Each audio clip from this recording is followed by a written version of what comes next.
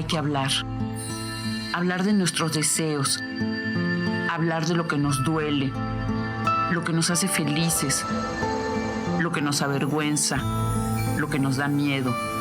Traemos tanto dentro, silenciado y secreto, tanto no dicho. ¿Cómo hablar de lo velado, de lo oculto, de lo que nos mueve? Las palabras que nombran tienden puentes y construyen futuros. Ayudan a escucharnos y respetarnos. Cada cabeza es un mundo, una munda. Somos cada una, uno, tan singulares y tan diversos. Conversemos de eso y de casi todo, abiertamente. Hola, soy María Teresa Priego. Bienvenidas, bienvenidos. Nuestro tema de hoy, la crueldad.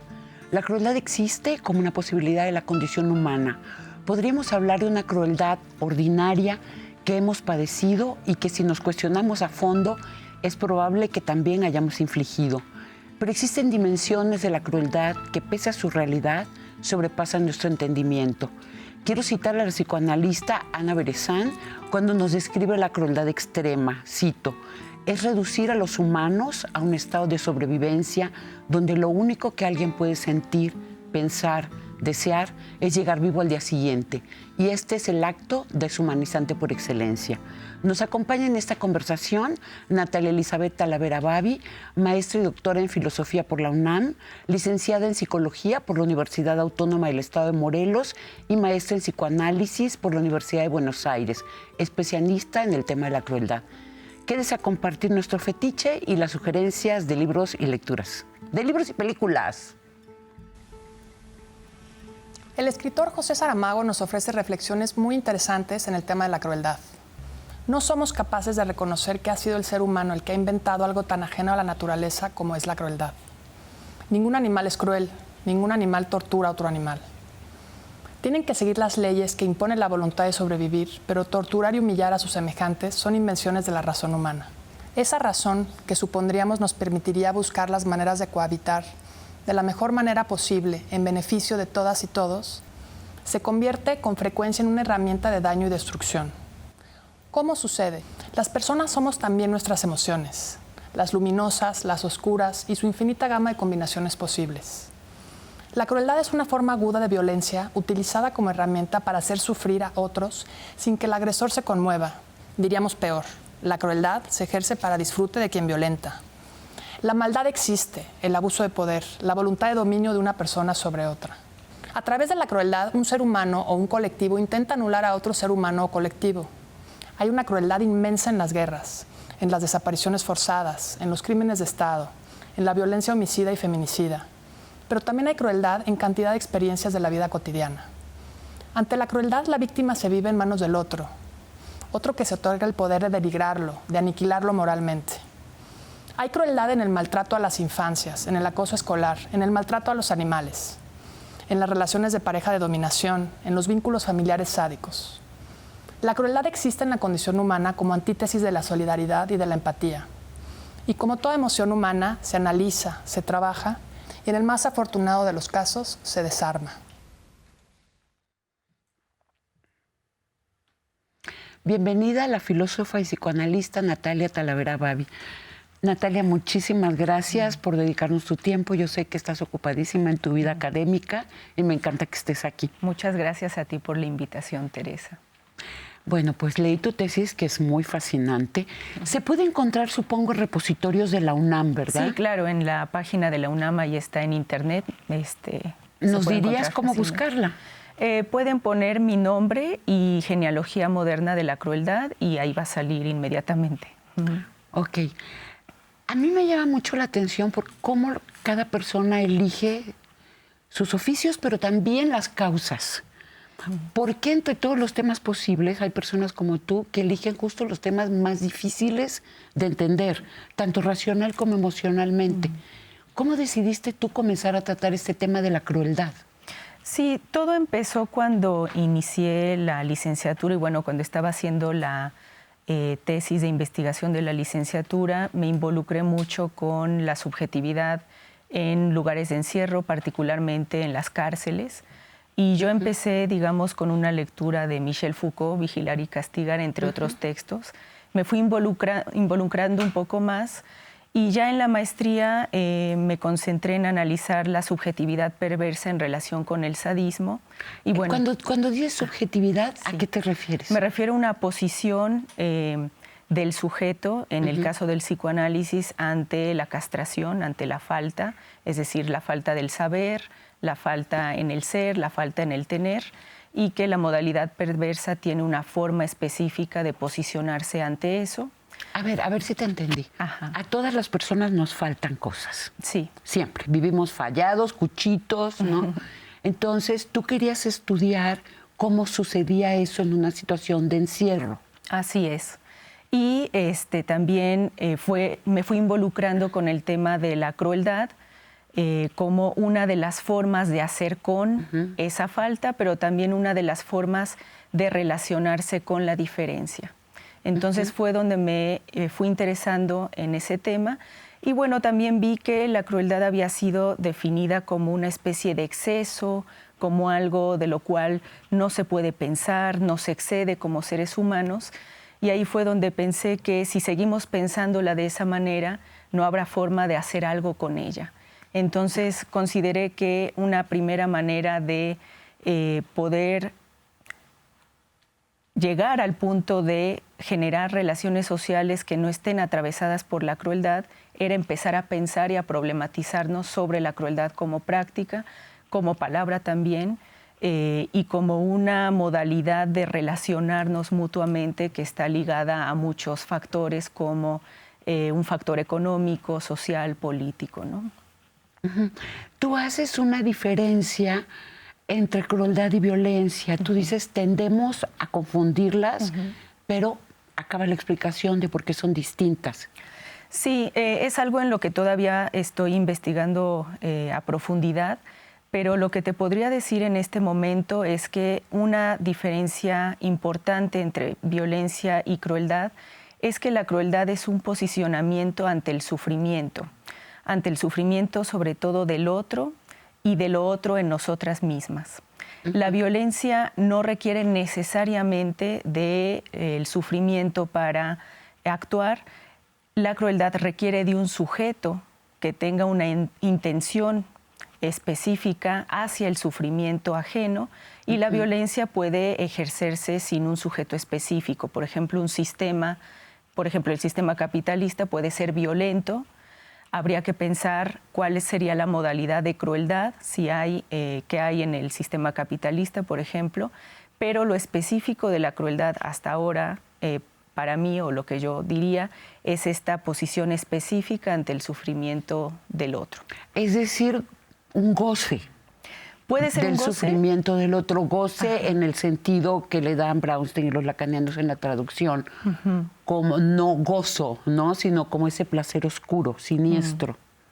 Puede ser un goce en el sentido, por ejemplo, de una satisfacción pulsional, de un disfrute también ante el sufrimiento ajeno, pero también puede ser una posición de frialdad.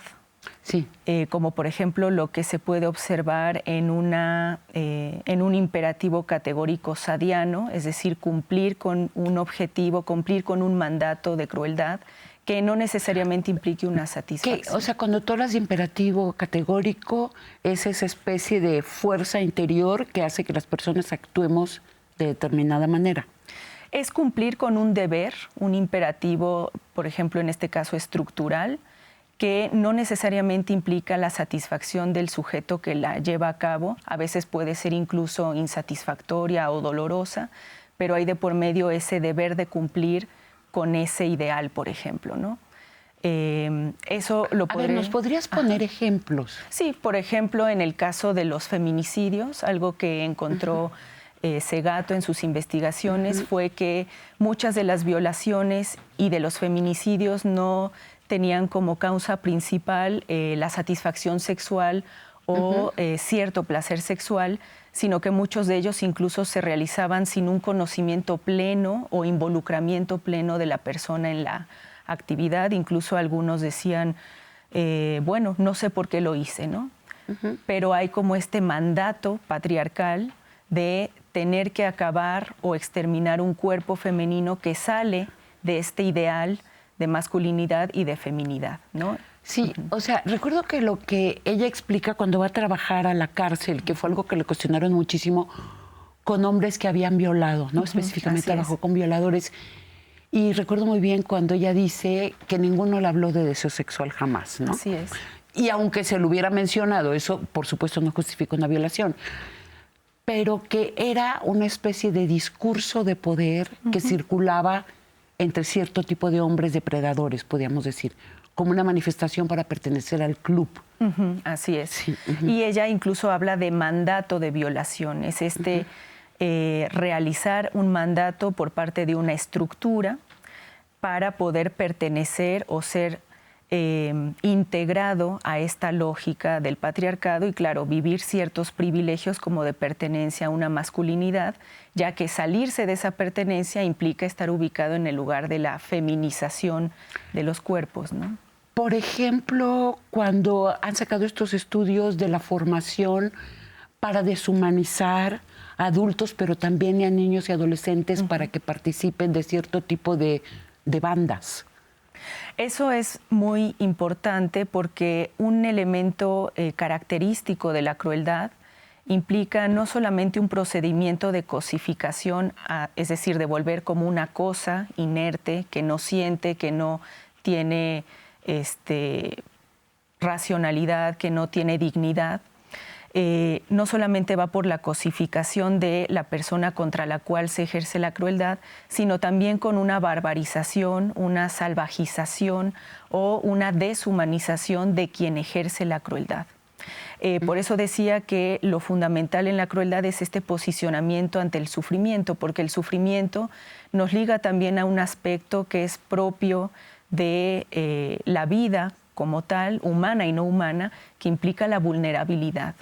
Entonces, la forma de cruentar o la crueldad es una negación de la vulnerabilidad en uno mismo y depositarla plenamente o completamente en el otro en una manera ya exacerbada, de tal forma que esa vida puede ser destruida, puede ser fragmentada, sin ningún tipo de consecuencia o sin ningún planteamiento ético sobre esa otredad que tenemos enfrente, ¿no? Claro. Vamos a ir tantito a un corte, regresamos.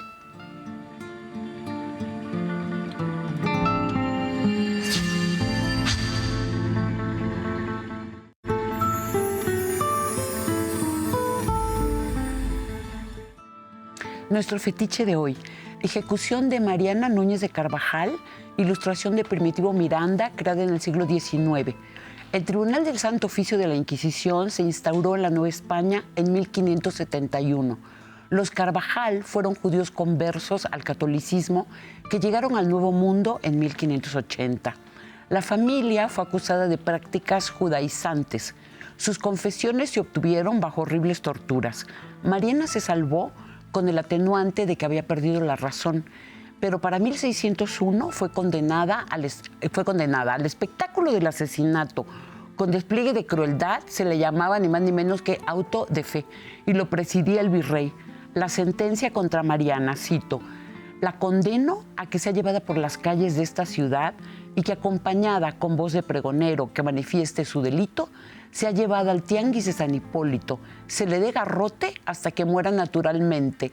Garrote y naturalmente, no pueden ir juntos. Y luego sea quemada en vivas llamas de fuego hasta que se convierta en ceniza y de ella no haya ni quede memoria. Pero no se borró la memoria de Mariana. Con la historia de la familia Carvajal, José Emilio Pacheco y Arturo Ripstein crearon el guión de la película que Ripstein dirigió, El Santo Oficio. Regresamos. Te quería preguntar, tú mencionaste una palabra que es difícil y además suena espeluznante. Que se usa en psicoanálisis, que es la palabra castración, pero que desde el psicoanálisis significa límite, es el límite humanizante. ¿Nos podrías explicar entonces este término, esta falta de límite humanizante con respecto a la crueldad?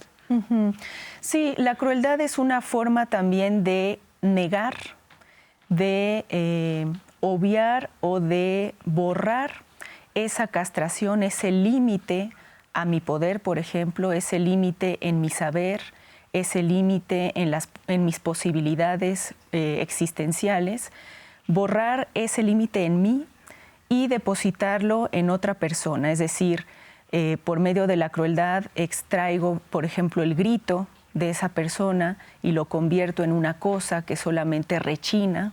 Por medio del dolor puedo sacar una confesión sobre, por ejemplo, diría Lacan, el goce femenino, es decir, cómo goza o cómo puedo yo categorizar esta idea de lo femenino en una verdad cerrada a partir de una lógica fálica, por ejemplo, es decir, una lógica... ¿La lógica fálica qué quieres decir? Dentro de una legalidad que define cómo cada persona está ocupando un lugar en la sexuación, si se define como femenino o masculino. Es decir, la crueldad busca de alguna manera erradicar esa singularidad en el otro que yo no puedo comprender, que me hace ruido y que yo busco eliminar para volver algo dentro de mi control, dentro de mi poder. Eliminar la singularidad de la persona. Así es. Es el proceso de cosificarla, ¿no? Así es. Estaba recordando, Nat, que cuando los feminicidios de Ciudad Juárez, que entonces los llamamos asesinatos de mujeres, no existía todavía el término en castellano, hicieron entrevistas a los feminicidas y uno de ellos dijo que para él el mejor momento de su disfrute era cuando miraba a los ojos de esta mujer y leía en sus ojos que ella sabía que la iba a matar. Eso me recuerda mucho a esta idea de la angustia. Es decir, por medio de la crueldad también busco extraer ese rasgo de la angustia en la mirada, por ejemplo, esa división en donde la persona se encuentra ante esta posibilidad de morir, esta posibilidad de dejar de ser, que es justamente lo que yo busco depositar en ese gesto, en ese rasgo de angustia y sacarlo desde mi campo, ¿no? Okay. Esa eso que me da miedo de mí, lo coloco en la otra persona. Exactamente. Pero al mismo tiempo es como la fantasía, hablando del límite del más infinito de los poderes, ¿no? Claro, el control y el dominio absoluto sobre un ser humano. Es como este semblante de poder absoluto, de poder omnipotente, en donde podemos ligarlo también la crueldad con la soberanía, este sujeto que decide sobre la vida y la muerte del otro, que tiene ese poder absoluto sobre lo que vaya a pasar con esa existencia, ¿no? ¿Por qué habría seres humanos que necesitarían otorgarse ese poder? Yo más que en términos de de personas específicas, lo pensaría más bien en términos estructurales. Hay una estructura social que designa a ciertos sujetos individuales o colectivos como los privilegiados para ejercer la crueldad, como los sujetos soberanos por excelencia, que tienen esa libertad y ese derecho a la crueldad, mientras que hay comunidades o sujetos individuales que son construidos como esa alteridad contra la cual debe ser ejercida esa crueldad. Comunidades, o sea, podríamos decir comunidades de, entre comillas, poderosos y comunidades que se creen, entre comillas, como impotentes. Exactamente, como comunidades que no merecen vivir, como comunidades desechables, como comunidades que estorban a una idea, por ejemplo, de progreso, como comunidades que no se ajustan al imperativo sexual o de género, comunidades que en su mayoría suelen ser subversivas o suelen contradecir esta estructura, como una estructura ideal, como una estructura ahistórica también, es decir, que siempre ha estado ahí. Por lo general suelen ser estas otredades que ponen en cuestión este equilibrio, esta estabilidad de una estructura social o de un ideal o de una ideología en general, ¿no? ¿Y cuál sería esa estructura social actual que nos ha permitido llegar como sociedad a los extremos de violencia a los que se ha llegado?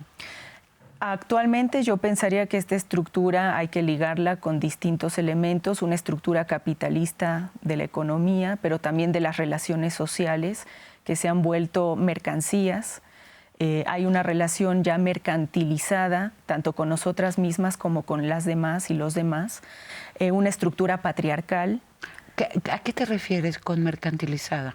Por ejemplo, cuando yo me relaciono con las demás, yo me veo como una mercancía y me vendo ante las demás y los demás como una mercancía. ¿En qué tipo de circunstancias? Si me puedes poner un ejemplo. Por ejemplo,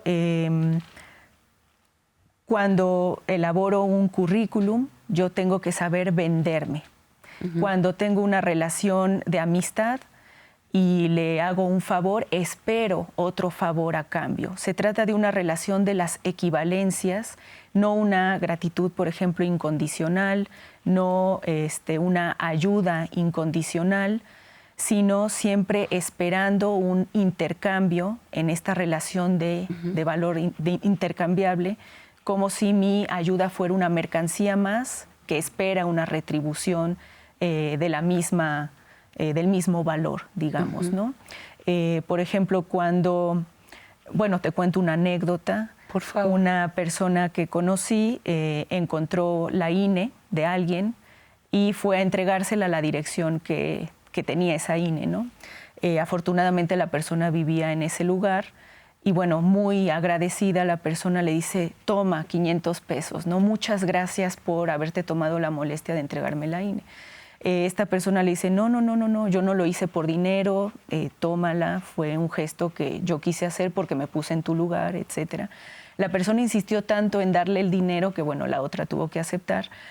A eso me refiero, es como una gratitud que siempre tiene que estar condicionada por algo a cambio, ¿no? Incluso, por ejemplo, en las relaciones de pareja se suele decir, bueno, es que no me ama como yo la amo, lo amo a ella o a él, siento que yo estoy dando más o estoy dando menos, como si hubiera un nivel de equivalencia y como si no se pudiera dejar a la otra persona ser en su singularidad, amar como ella sabe amar y tuviera que acoplarse a un parámetro de medida de intercambio, ¿no? De equivalencias. Bueno, pero también uno tiene que hacer cálculos de lo que es justo por momentos, ¿no? Es un poquito obligado. Claro, el problema es que también pensamos la justicia en este término de retribución mercantil.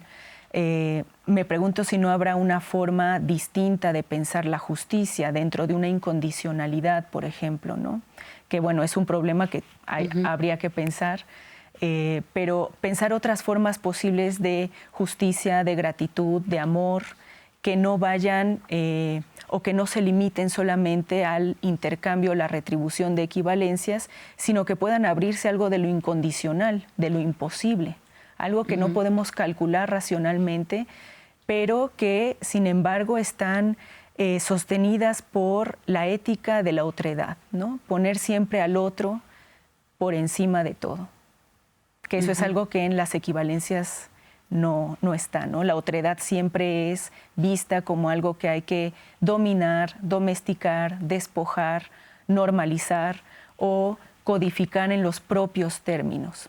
Es decir, vaciarlo de esa singularidad, vaciarlo de esa otredad y tallarlo a imagen y semejanza de lo mismo, podríamos decirlo así, ¿no? Pero ¿tú crees que la incondicionalidad existe? ¿Que es posible? Pienso que hay que apostar a eso, aunque no lo sepamos, así como apuesto también a que una vida sin crueldad es una promesa. Claro. Y hay que trabajar para eso. No sabemos cómo pueda ser un mundo así, no sabemos si sea posible o no, pero pienso que hay que apostar a eso, ¿no? Así como una vida incondicional también. Ahora que regresemos, nos vamos a ir un corte. Me gustaría mucho hablar de la crueldad hacia las infancias, porque Sí, construir un mundo nuevo Así es. implica transformar el trato hacia las infancias. Así es. Regresamos.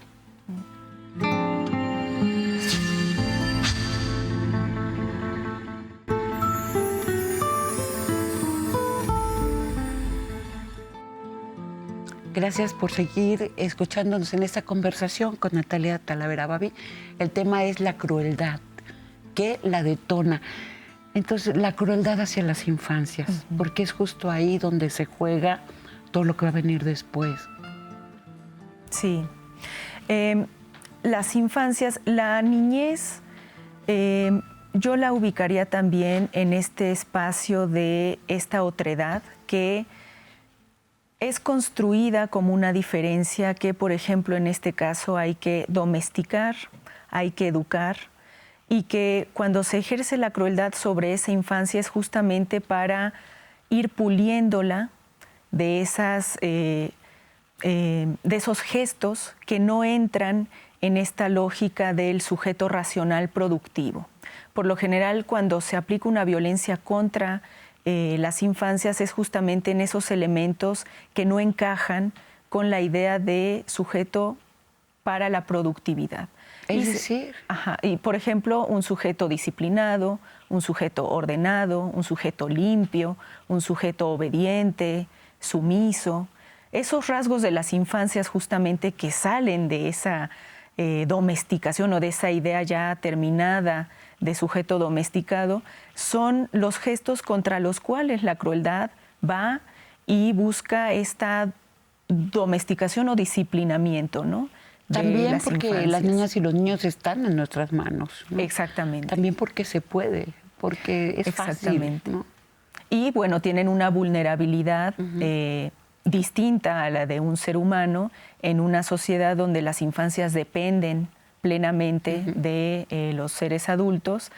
Hay un poder, digamos, de los adultos sobre estas infancias, tanto para decidir qué deben hacer, cómo deben pensar, cómo deben sentir, pero también está esta posibilidad de, como adultos, dejarlos ser en sus infancias, buscar infancias que entren en una relación más democrática, en una relación más igualitaria, una igualdad en la diferencia, es decir, una igualdad en donde yo como adulta pueda relacionarme con una infancia desde su infancia y no tratar de producir un adultito, digamos, ¿no? O un niño o una niña que se sometan a mi forma de ver el mundo desde el ser adulto. O de cobrarle muchas veces sin saber a esa infancia de una hija, de un hijo, mi propia infancia dolida, ¿no? Así es, ¿no? De intentar restituir lo que no pude hacer en mi niñez o en mi infancia y tratar de reproducirlo, de realizarlo en esa otra infancia, que esa sería una forma de despojo. Quitarle al otro esa posibilidad de vivir esa infancia en su propia singularidad, desde su propia posibilidad, y tratar de imponerle una desde mi deseo no resuelto o no realizado, ¿no? Pero ¿cómo nos damos cuenta? O sea, ¿cómo estar alertas? ¿Cómo? Porque yo creo que los que hemos sido mamás y papás nos hemos atrapado diciendo, ¿qué es lo que estoy haciendo? Estoy repitiendo algo que a mí me hizo infeliz cuando yo era una niña y lo estoy volviendo a hacer. Pero hay una parte de veras inconsciente, como que de repente brota en una, ¿no? Una especie de pasado ahí en naftalina que se revive en la relación con nuestros hijos. Yo pensaría que una posibilidad sería replantearnos también la forma de la estructura familiar y, por lo tanto, también las formas de crianza. Tenemos muy normalizada la crianza pequeño burgués de la familia, papá, mamá, hijos, ahora ya en distintas modalidades, pero que siguen reproduciendo esta cuestión de ver a los hijos como una propiedad privada, que eso implica que la crianza es algo cerrado, privatizado, cuando podríamos inventar formas de crianza más comunitarias, en donde se extendiera esta forma de cuidar, de criar, de guiar a las infancias desde algo que no venga pensado como propiedad privada. Yo soy la madre, por lo tanto soy la única que podría decidir sobre lo que le va a pasar a esta persona, sino que eso se ampliara y que hubiera, digamos, una concientización más de lo común en la crianza de las infancias. Tú hablas también de de la frialdad que vamos adquiriendo ante esta especie de espectáculo de la violencia, ¿no? De cómo nos vamos habituando, cómo abrir un periódico, entrar a las redes, es cómo acabamos tan saturados que pasamos otra cosa, sin hacer las reflexiones que a ti te parece tan importante que hagamos para poder transformar la sociedad. Sí, el tema del espectáculo me ha parecido muy importante por dos razones. Una, porque ubica a la crueldad en un espacio de distanciamiento que es propio del espectador con respecto a la escena. Me posiciono como alguien que ve algo que le es ajeno de una manera contemplativa, como si no hubiera una implicancia, un involucramiento, como si fuera algo solamente para observar y sobre todo como si fuera algo que le pasara a otros. Eso le pasa, ¿no?, a las otras personas. Exactamente. No a mí. En ese sentido. Otro aspecto importante del espectáculo es que genera un efecto de shock, paralizador y que no permite una relación crítica con esa práctica de la crueldad, en el sentido de, ay, no puedo ver, ¿no? Me tapo los ojos, esto es terrible, no hablemos de eso, cambiemos la página, cambiemos de canal, y la práctica queda sin ser problematizada y por lo tanto como algo que no se podría resolver, que va más allá de toda razón y por lo tanto algo con lo que no podemos hacer nada, ¿no? Es que sí es complicado, sí me gustaría que nos explicaras más, porque en algún lado sí va más allá de toda razón, ¿no? Entonces, ¿qué nos sugieres? Es decir, ante ese espectáculo de la violencia, ¿no? Todo el tiempo está ahí la exhibición de los cuerpos, ¿no? Mutilados, estas especies de mensajes de horror. ¿Cómo detenernos de una manera distinta ante eso? ¿Cómo podemos nosotros cambiarnos para no ser en nuestro diminuto mundito reproductores de violencia y de crueldad sin ni siquiera darnos cuenta? Yo lo que plantearía es primero hay que conocer cómo funciona, cuáles son los mecanismos de la crueldad y cómo el procedimiento espectacular o la estructura del espectáculo oculta más que mostrar muchas cosas. En ese mostrar espectacular de una crueldad desgarrada, teatralizada, choqueante, se esconde otra forma de crueldad que a mí me parece más preocupante, que es justamente la crueldad de la vida cotidiana. Es tan cotidiana, tan normal, que no nos damos cuenta de cuando la ejercemos o incluso cuando la ejercen contra nosotras o nosotros, ¿no?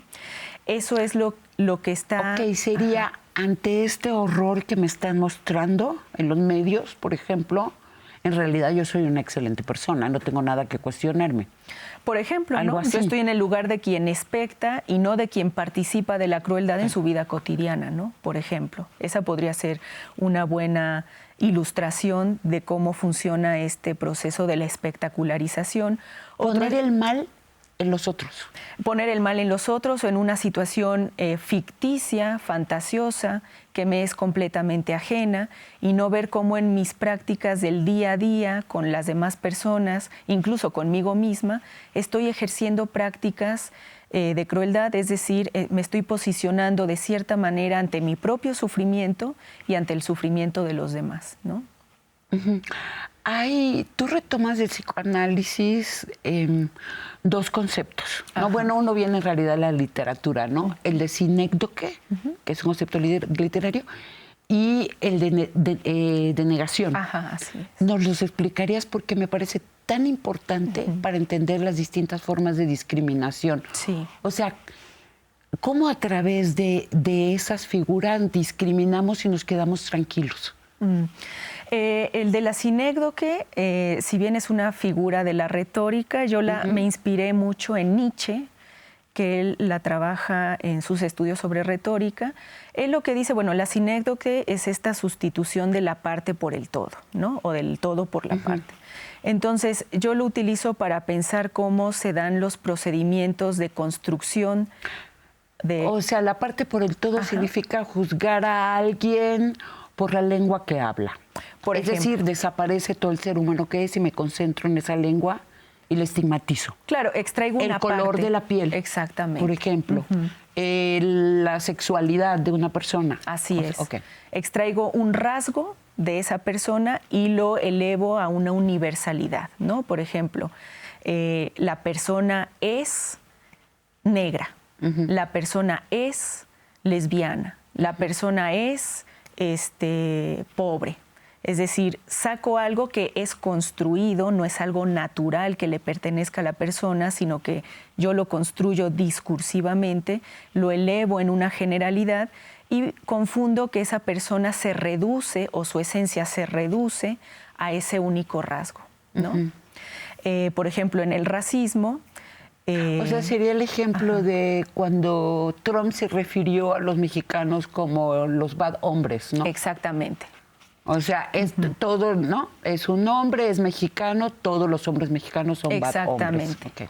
Es generalizar una serie de singularidades en una categoría a partir de un rasgo arbitrariamente extraído, ¿no? Claro. Exactamente. Eso, digamos, sería esta sinecdoquización, esta sustitución de la parte por el todo, que esa parte se vuelve el todo de esta persona y se la categoriza en una categoría específica, ¿no? Por ejemplo, que va a ser negativa. Por lo general, se la valora negativamente porque se la opone a otra categoría también construida que es valorada positivamente. Por ponerte un ejemplo, a la categoría hombre le opongo la categoría mujer. Al ponerlas en relación de oposición, una tiene un valor positivo con respecto a la otra, siendo la categoría hombre superior o valorada positivamente con respecto a la categoría mujer en una estructura patriarcal, ¿no? O ciudadano estadounidense o ciudadana superior a ciudadana o ciudadano mexicano. Exactamente. En una estructura, por ejemplo, racista o imperialista de la globalización capitalista, donde el imperio estadounidense se ha constituido como la hegemonía económica, simbólica, cultural, y estas otras diferencias que se construyen en torno a esa centralidad, pero también esa centralidad en relación a estas diferencias, van ocupando estos lugares abyectos, es decir, inferiorizados, negativizados, y contra los cuales se ejerce una serie de crueldades y de violencias, ¿no? Vamos a ir a un corte, Nat. Regresamos en un ratito. Quédese con nosotros.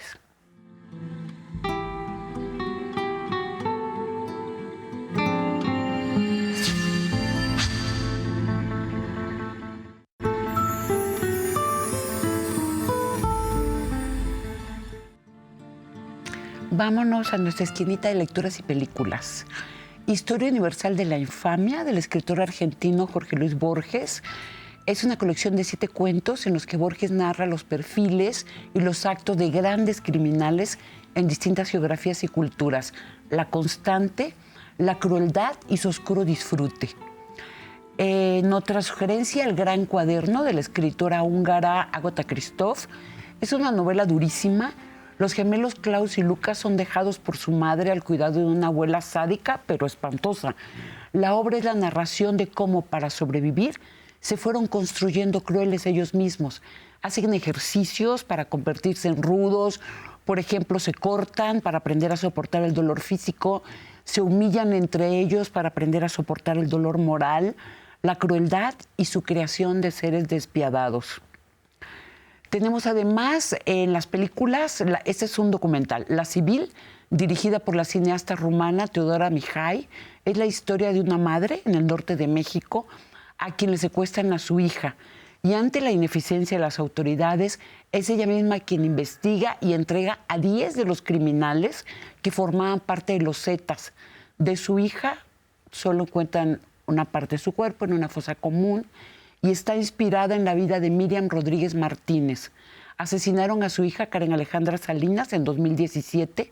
Un grupo de sicarios a los que Miriam entregó a la policía escapó de la cárcel, fueron a casa de Miriam y la mataron. Otra sugerencia, Bestias y Nación. En un país en África comienza una guerra civil. El protagonista es un niño. Su madre y hermanita huyen cuando un batallón de asesinos llega a la aldea. Matan a su padre y a su hermano y él es reclutado a la fuerza. Su rito de iniciación, asesinar con un sable a un civil que simplemente pasaba por allí. El batallón está obligado a seguir a un psicópata, guiado por un deseo imparable de destrucción. Agu, que es el nombre del niño, aprende a destruir aldeas, así como destruyeron la suya. pero hay algo adentro del niño, un legado del amor de su madre, que a pesar de los horrores que está obligado a cometer, lo mantiene humano. El final es muy esperanzador y muy bonito. Está en Netflix. Una vez fuimos guerreros o guerreros de antaño. Es una gran película, dirigida por el cineasta neozelandés Lee Tamahori. Beth vive con su esposo y sus hijos en una zona de pandillas particularmente violenta. Lucha como puede por rescatar a sus hijos de ese entorno, pero ¿cómo lograrlo cuando comparte su vida con un hombre alcohólico y violento? Él la ama, entre comillas, y la detesta porque ella pertenece a la etnia maorí, por la que se siente despreciado. Después de una tragedia que su esposo trajo a la casa, Beth comprende que para salvar a sus hijos tiene que irse. Con ellos regresa a su familia, hacia el territorio maorí al que pertenece. Querida Nat, pues sí ¿hay algún libro o película que a ti te gustaría recomendarnos?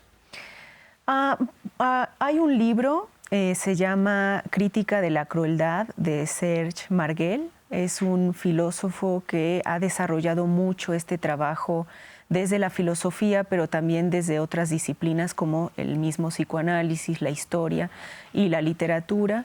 Y hace también un recuento muy interesante sobre la crueldad en general. También me gusta mucho Enzo Traverso, que tiene un análisis histórico fascinante. Sí. Bueno, además es muy comprensible. Exactamente. Es un ensayista muy, muy fácil de comprender, sí.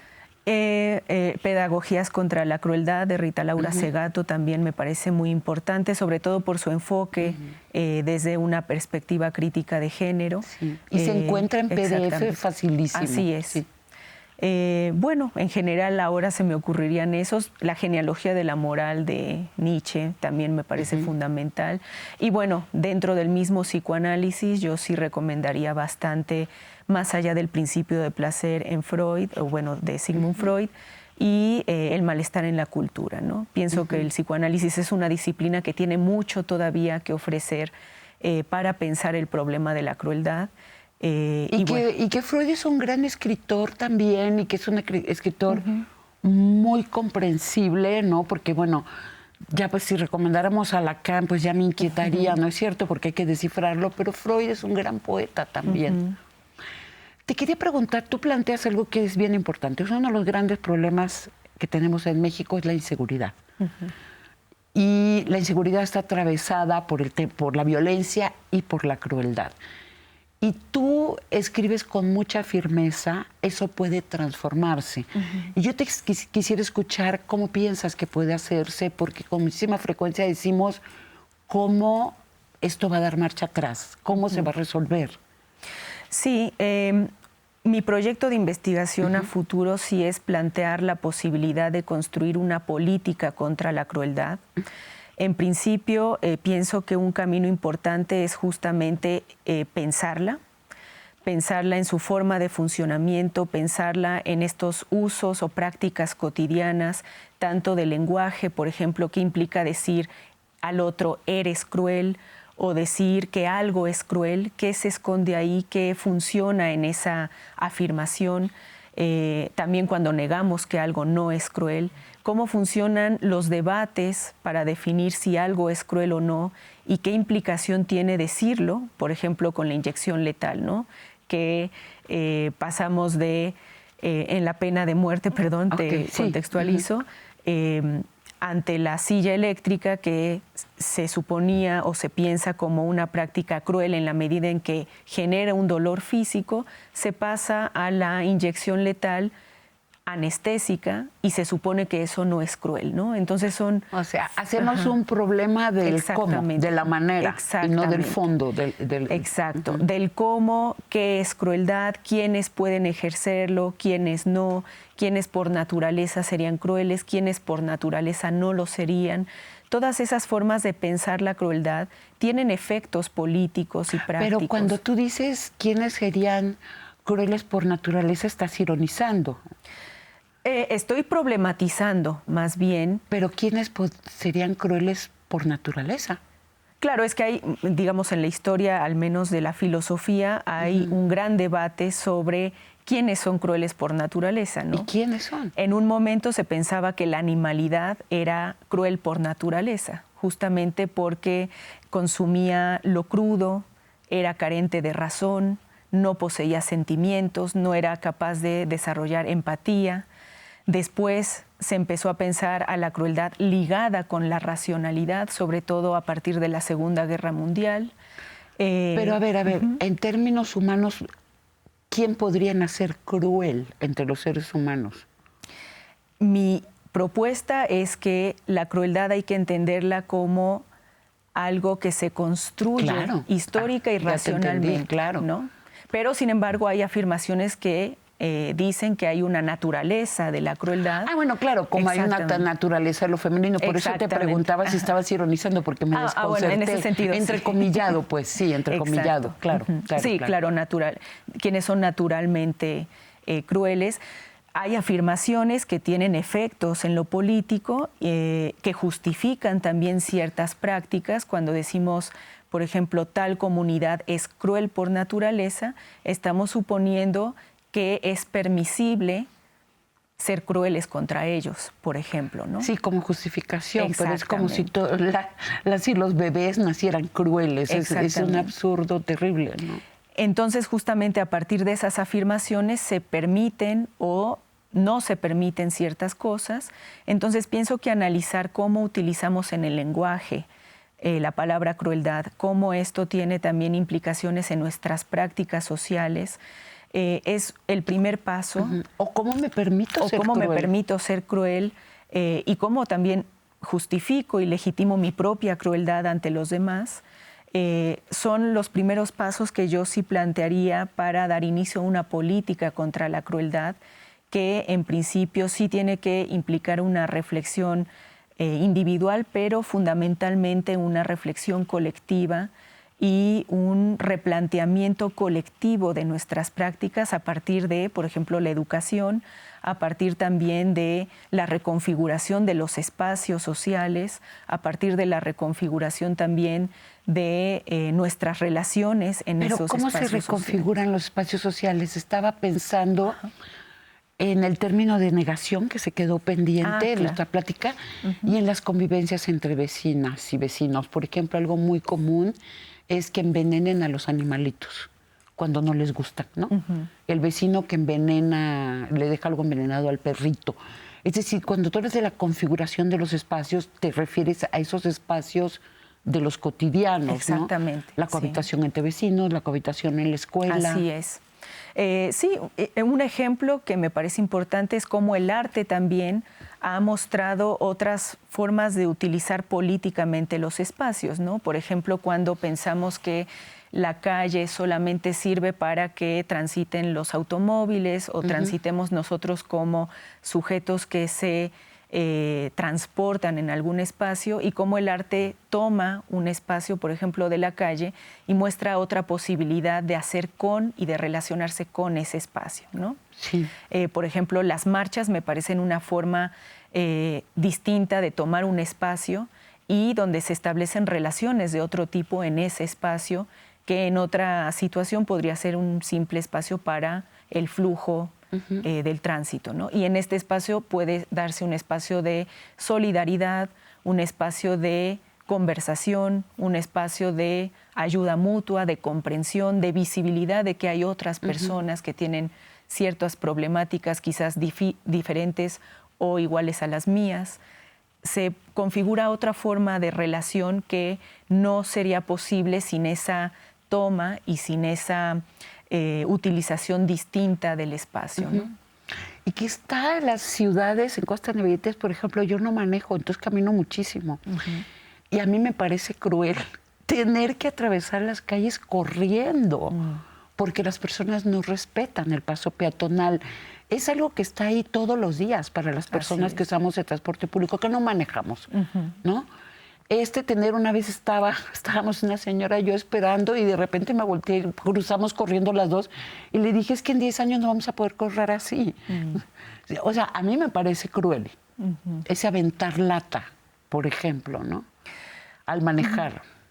Claro, bueno, sí, efectivamente, cuando la persona ve a esa persona que corre o cualquier otro ser vivo que corre y lo ve como un simple obstáculo a su trayecto. Sí, es que oyes que aceleran y corren más fuerte. Claro, exactamente. Sí. Es una forma de ver a esa otredad como algo que no tiene valor, más allá de mi propio interés personal de llegar temprano, de ir libremente por la carretera, etcétera, ¿no? Es como ver la vida como algo desechable, algo que no tiene importancia o que tiene una menor importancia con respecto a la mercancía, en este caso el automóvil, en este caso mi propio interés de llegar a cierto lugar. O de constatarme poderosa o poderoso, exactamente. Mi segundo de gloria, ¿no? Exactamente, ¿no? De esta posibilidad de atravesar sin consecuencias y sin plantearme que hay otredades además de mí en un espacio y que ese espacio es de todos y de todas, que no puede ser privatizado, lamentablemente ya es algo cotidiano, pero que esos espacios tienen que volverse espacios públicos, espacios de lo común, que todos y todas podamos disfrutar de esos espacios y que no sean pertenencias o posesiones privilegiadas, ¿no? Ya casi terminamos, pero me has hecho pensar mucho en la importancia de la creación de espacios comunitarios de reunión. Sí, definitivamente. Pienso, esta es una hipótesis que voy a lanzar, digamos, arriesgadamente, pero pienso que ahí donde se conserva el espacio de lo común, hay una posibilidad, una promesa de una vida sin crueldad. Está muy bonito, me gusta mucho. Tenemos que aprender la importancia de lo común y que nos beneficiamos todas y todos, además. Nat, muchísimas gracias. Muchas gracias. Entonces pueden encontrar su tesis, busquen, pongan Natalia Talavera Bavi y yo le pongo así Repositorios UNAM. Sí, así encuentran ustedes montones de tesis valiosísimas como la de ella, que la UNAM ha ido digitalizando. Sí, así es. Muchas gracias, Nat. Gracias a ti. Y pues gracias por su presencia y sus palabras a la filósofa y psicoanalista Natalia Elizabeth Talavera Bavi. Nos quedamos con mucho por reflexionar sobre uno de los temas más dolorosos y complejos de nuestro país hoy, la existencia de una cultura de la crueldad que se exhibe ante nuestros ojos cada día. Ese no es el país que queremos. Y muchas gracias a ustedes por invitarnos a su casa. Los esperamos la próxima semana para seguir conversando abiertamente. La botella con nuestro mensaje de hoy se fue al mar, llegó a sus playas, les escuchamos.